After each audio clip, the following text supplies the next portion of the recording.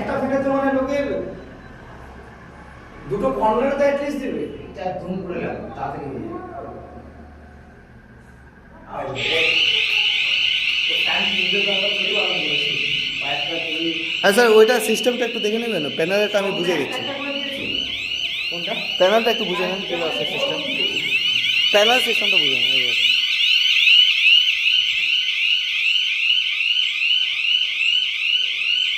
দাঁড়ান একটু, দাঁড়ান।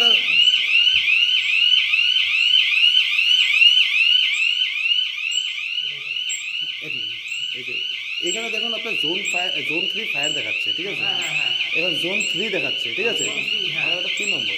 হ্যাঁ, তো এখানে যেরকম এটা জোন 3 ফায়ার দেখাচ্ছে, এটাকে প্রথমে সাইলেন্স করতে হবে, ঠিক আছে? এটা সাইলেন্ট মোড হয়ে গেল।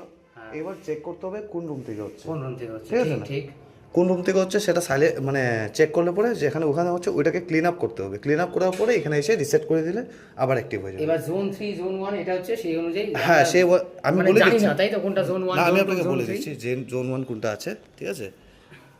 চলে গেছো নাকি কাজ শেষ? আরে বড় রুমটা